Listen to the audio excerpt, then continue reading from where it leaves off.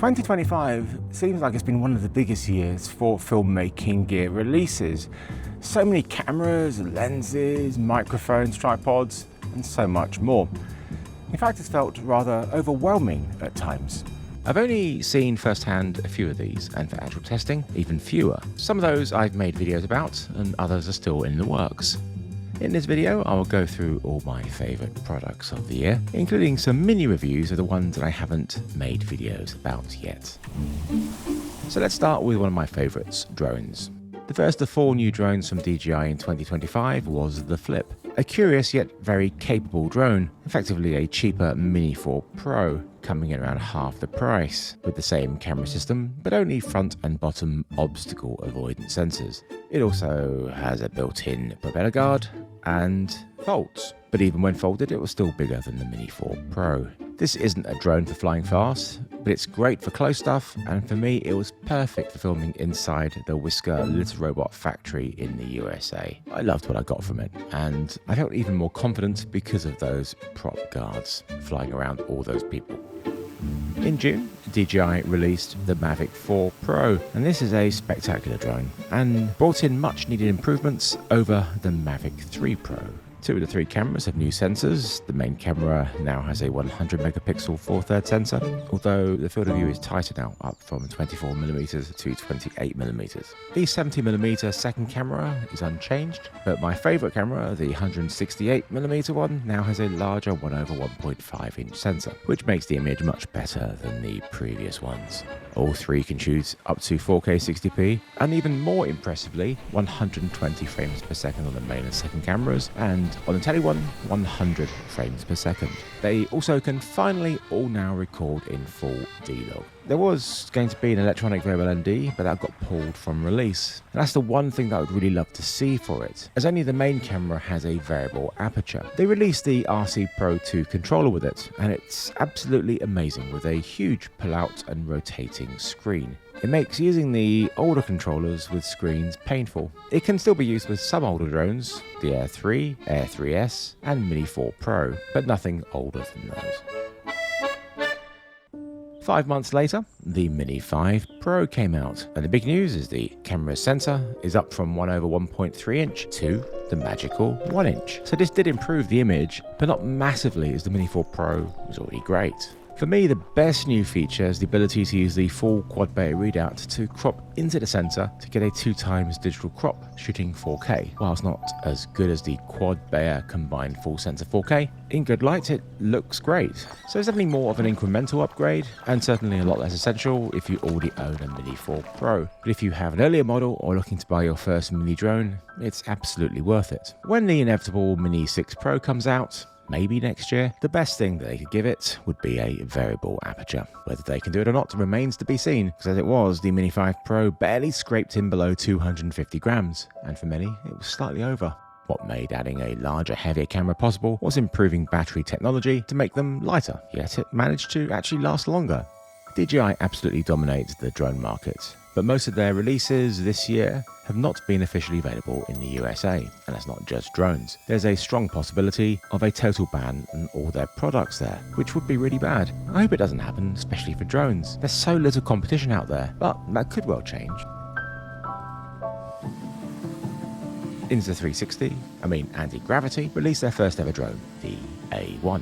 This isn't a direct competitor to any current DJI drone, as it has a 360 camera, making it the first 360 drone. I've not had it very long, which is why there's no review from me yet, but it is coming. It has cameras on the top and bottom, which I believe use the same sensor as Insta360's X5, although I don't think the image quality is as good. It's not helped by not having any color profiles currently, and only shooting in 8-bit. It records in up to 8K, which you really need to shoot in, as the 360 manipulation that you do in post needs as high resolution as you can get. You can't really crop that much into it, as the quality isn't really good enough. The biggest issue that I have with the image is the noise reduction that's applied by default in the Antigravity Studio app, and at times it's not subtle. I have the same issue with Insta360's Studio app, and it never used to be like that, but at some point they changed it. The only way I can get past it is to use the Premiere Pro plugin, but this doesn't seem to work on the current release of Premiere or other recent versions, and it's a lot more fiddly than the Studio app. But I can use video noise reduction here and get far superior results. I I feel like I'm the only person who's got a problem with this, with both studio apps, as nobody else seems to be talking about it. The controller is pretty similar to the one for the DJI Avata.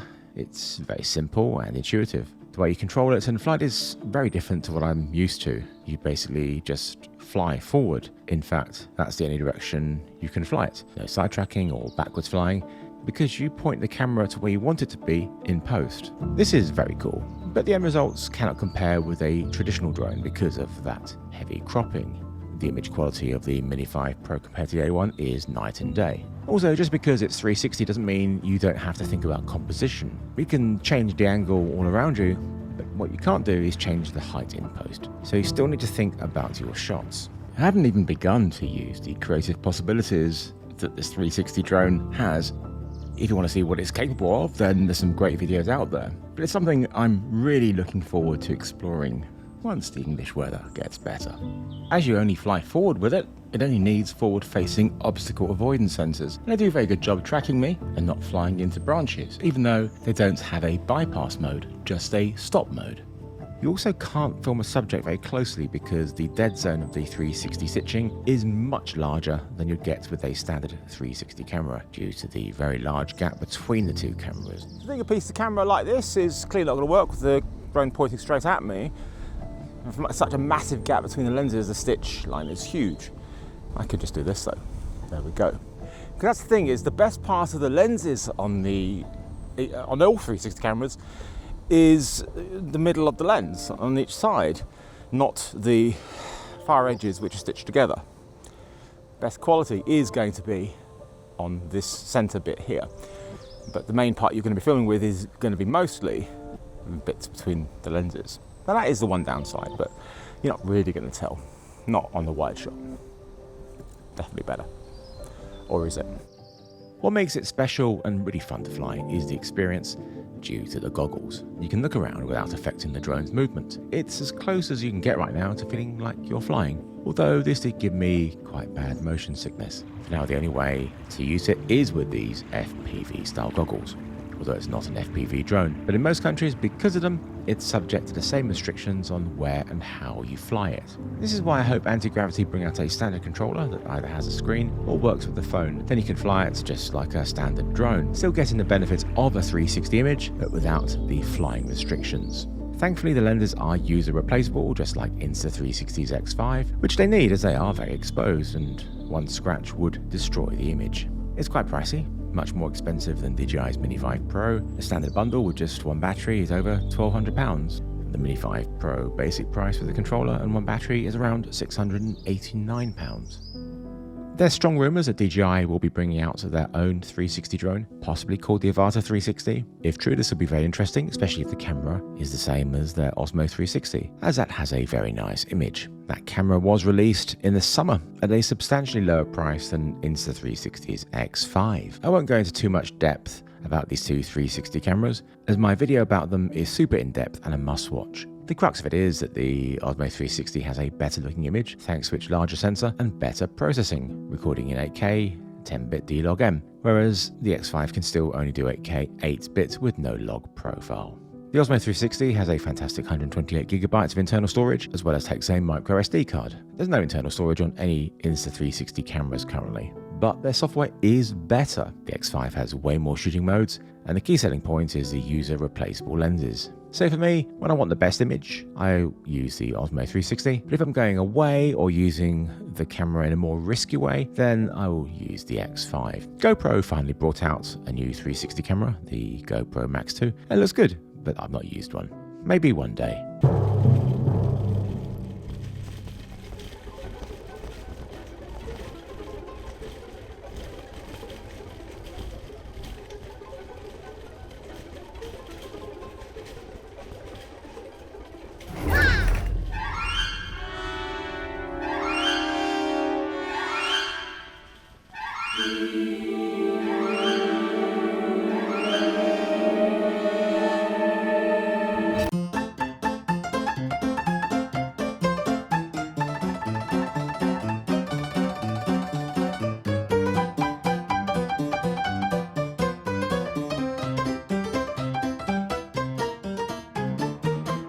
Now on to proper cameras, ones which aren't shooting in 360 or flying, and there's been a huge amount of big releases. Fujifilm introduced a fixed lens medium format camera, the GFX 100 RF, and Sony finally unveiled the RX1 III. Both cost over $5,000. I've not seen either, and frankly I wouldn't spend that sort of money on a fixed lens camera. More interestingly, we had the PYXIS 12K from Blackmagic, which I'm hoping to get on loan to test out in January. The specs are really impressive, so fingers crossed. Fuji finally brought out their cinema camera, the medium format GFX Eterna 55, and it shoots in up to 8K 30p. I love my GFX 100, it's one of my favourite all-time cameras, but as the price of the Eterna around 15k, it means it's just not something I would consider buying, but it looks great.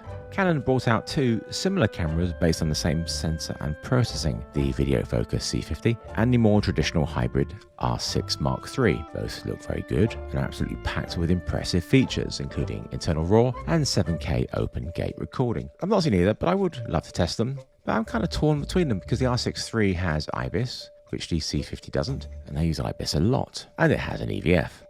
But the C50 is a much better video camera in operation from what I can see.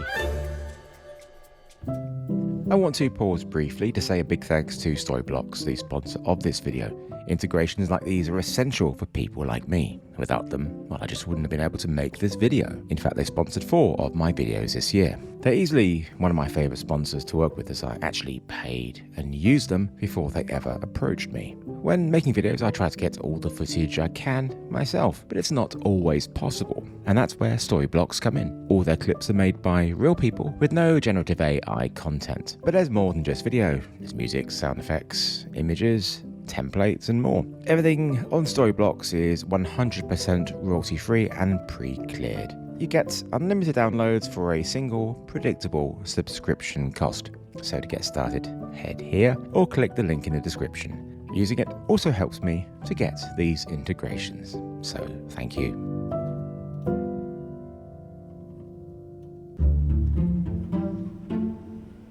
I reviewed Sony's FX2 in July, and I had mixed feelings about it. I was really happy to see that they'd taken the FX3 body and put on an EVF. But the sensor inside the camera was basically the same as the aging A7 IV, which means poor rolling shutter readout, and the 4K 50p and 60p are in APS-C crop only. I was also surprised that it didn't put in Sony's latest and best LCD screen, with the fantastic multi-angle and flip articulation first seen in the A7 R5. What would have made more sense to me was to hold off on releasing this camera until they had a better, more capable video sensor to go in it. Just like the one in the just released A7 V. We've been waiting a long time for this camera, and it certainly delivered on a number of features. Has a new 33 megapixel partially stacked sensor, giving it a much faster rolling shutter readout, and it can shoot in 4K 60p without a crop, with a caveat. And it has the latest and best LCD screen from Sony, with that articulation flipping that I talked about. There was a lot of hoo-ha on social media about only shooting 4K, not having open gate recording or internal RAW. Whilst having those would definitely be nice, it has fixed the most important things, making what appears to be a really great all-round hybrid camera, but it is quite pricey at $2,898. Probably the most hyped camera release of the year was the Nikon ZR, which was announced in September, the first camera made in collaboration with Red, which they bought last year. This is probably the first time that non-Nikon users have gotten excited by one of their cameras. That's not to say their cameras aren't any good, it's just that they haven't offered much over the other more established mirrorless brands that most of us are invested in, both in bodies and lenses. For me, the ZR has 4 big selling points: internal 6K R3D RAW and Nikon RAW, a fantastic large and bright LCD screen, 32-bit float audio without any accessories, and the price of just $2,200. Oh, and it doesn't have open gate video either, sadly. My review of it in October is probably my favourite video of the year, as it was mostly filmed in my beloved Skiathos. I made it using a loan camera from Nikon UK, but I like the camera so much that I actually bought one, despite numerous shortcomings, which I cover in my review. The main ones are the H.265 and ProRes HQ. Don't look that great, because they have strong noise reduction, which is strange because the Nikon Z6 III, which the ZR is based on, doesn't have this issue. Also, the R3D bitrate is really high. Too high to be practical for most people, including me. There's no ability to change it, I really hope Nikon address both of these things via firmware. I understand that they are adding ProRes LT soon, but if it has the same noise reduction issue that the ProRes HQ has, then it will be rather pointless. The LCD screen is so great to have on it, it's like having a built-in monitor. I would love to see a screen this bright and this size on more cameras, although size-wise it probably isn't possible without sacrificing many physical controls, like the ZR has had to do. Other than not having an EVF, not having these controls are the things I miss the most when using it. But it is certainly very hard to use other cameras' LCD screens after shooting with the ZR.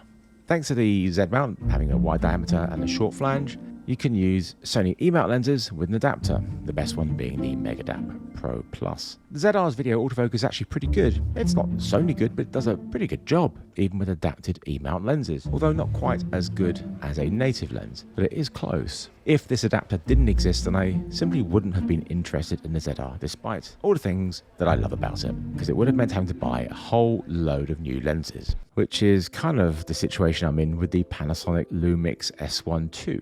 Which was released in May. I managed to find a refurbished one at a bargain price. Panasonic wouldn't loan me one, so it was the only way to get hold of it. And it's an absolute beast of a camera, with more video features than any other brand, and it does them so well. It almost certainly has the same 24 megapixel sensor as a Nikon ZR, but it does a lot more with it, including much better dynamic range. Other camera highlights are 6K open gate, best-in-class IBIS, as well as anamorphic IBIS, which I've not seen on any other brand's cameras. There is so much to go into with this camera that I can only just scratch the surface here. But I'm making a video all about it, so make sure you are subscribed not to miss it. I have no idea when it'll be ready, so be patient. The biggest issue for me is, as I've said, just having a handful of L-mount lenses. I can't adapt my Sony glass width, only my old Canon EF glass. So I bought a couple of second-hand primes to get me started, but I did buy one new lens, and that's the Sirui Aurora 85mm f1.4, which is fantastic and pretty cheap. It's now my favourite lens for the S1 II, and I am strongly considering the 35mm one when I've got some more money. Speaking of Sirui, they've just released their first full-frame anamorphic lenses with autofocus. These look great and are very tempting, but if I bought any, I think I'd probably get them for L-mount because of the S1 II's anamorphic IBIS. I picked up my first RF mount lens in a very long time this month. Canon's 45mm f1.2, which are selling for just $469. I like it, but the autofocus is kind of mediocre and pretty slow. This is the same that you get with most of their non-LRF lenses. I really do need to get a proper Canon L Prime for this system. I've just been holding out for some Sigma RF full-frame lenses, but there's no sign of them or from any other third-party company. It's easily my biggest issue with the excellent Canon R cameras. Sigma released the really impressive 20 to 200mm all-in-one full-frame zoom for E and L mount. It's not a constant aperture and quite slow at f3.5 to 6.3, but for a walk-around daylight travel lens, it's superb, and having 20mm at the wide end is so nice. Thypoch's compact and affordable Simera-C cine lenses came out late last year, but as my review was published in April, I'm including them here. Currently there are 5 lenses ranging from 21 to 75mm, and they're all impressively T1.5. They're small, light, and an absolute joy to use. I reviewed the Sony E-mount lenses, but I ended up getting the M-mount ones as I can adapt them to all my different camera systems. They have adapters for most mirrorless mounts, and they're actually really good adapters with a positive lock. Whilst these aren't the best cine lenses I've used, for what they offer, I absolutely love them.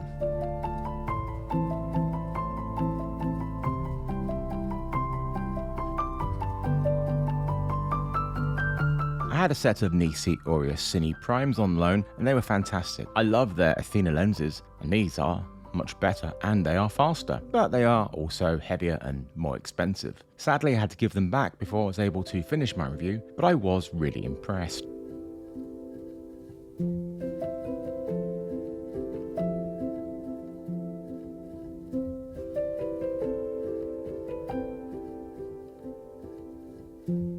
I've just received a set of the Elysas Muse Cine Primes. I used them very briefly at IBC and I was impressed, so I am looking forward to using these. At the end of last year, I released an epic video comparing loads of wireless wearable mics. Since then, there's been a deluge of new ones, and I've got a couple of them, which I will go into shortly. But first, I want to talk about Saramonic's K9 wireless mic system. This is a much more professional set of mics using dual channel UHF with a frequency range of 550 to 960 MHz. It has 32-bit float onboard recording as well as timecode sync. Saramonic released their timecode devices a few months ago to create their own timecode ecosystem. The K9s are really well made with a durable metal body, dual displays, and come with fantastic miniature lav mics with Kevlar reinforced cables. I used these for the first time on my trip to Whiskers Little Robot Factory for all my interviews. There's a lot of satisfaction about making something that really works well and that customers are happy with. That's super satisfying, but it's not easy to do, and it takes a lot of work and it takes a lot of support. From a shipping standpoint, we can ship well over 3,000 units a day. Because come Christmas season, come Thanksgiving season, that's when it's kind of our Super Bowl and we need to be ready to go. We try and level load the year the best we can there, but we gotta have that sprint capacity when the big season comes to be able to deliver for the customers.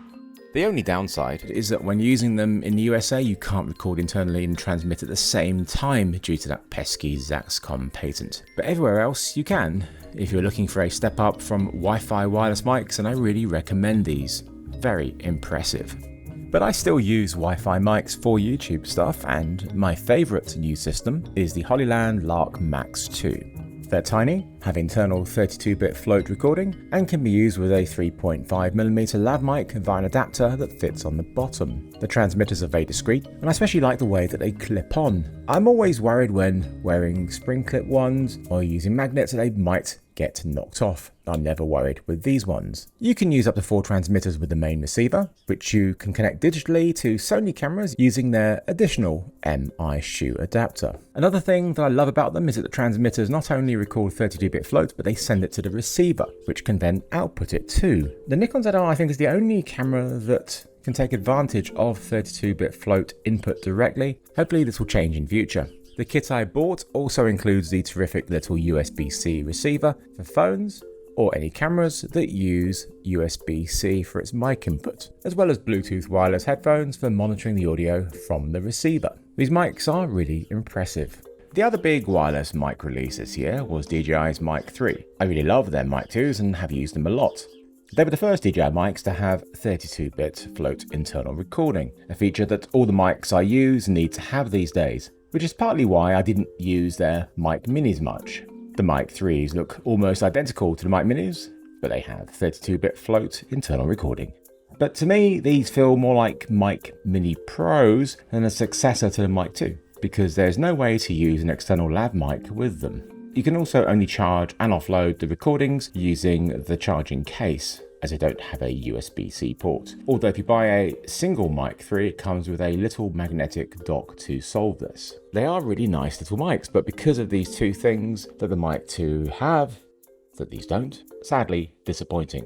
The biggest selling point for DJI mics for me is their slick integration with their Osmo cameras, such as the Pocket 3, Osmo 360 and Action cameras. In fact, there were quite a few new Action cameras this year. In August, Insta360 brought out their latest in the Go series, the Ultra, and I really like it. It sticks with the same dock and flip-up screen design of the Go 3 series, but it is bigger, and it has a larger 1/1.28 sensor in it. A month later, DJI brought out their own version of a wearable action camera, the Nano, which is very heavily based on the old Action too. There's so much to talk about both, good and bad. It's actually quite complicated, and it would overwhelm this video if I tried, and also double its length. So for now, here's a montage of some shots from both of the cameras that I shot in the last half of this year, including lots of unpleasant shots using the Toddler Titan macro lens for the Insta360 Go Ultra and the 2x macro for the Nano.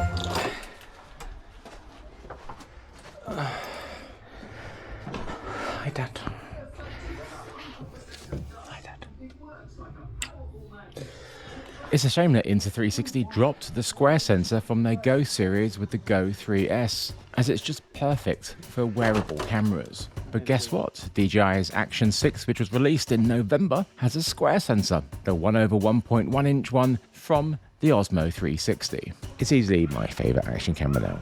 The square sensor combined with the terrific 10-bit D-Log image is fantastic, but it's got some quirks. They always do. You can thankfully choose the aspect ratio in the DJI Mimo app, but unlike Insta360 cameras, there's nothing like the free frame mode, so you have to choose your lens correction and stabilization mode before shooting. I really do hope that DJI bring out an equivalent mode for it at some point, if they can, making full use of the square sensor. What's also new here is that there's a variable aperture from f2 to f4, and they're used for different things, not just to cut down or increase the amount of light entering the camera, but for changing the depth of field. So this is f2.8 at about 40 centimeters away, 35 to 40 centimeters away, and the Action 6 f2.8. Same distance away, but we're in the starburst mode, which is f4.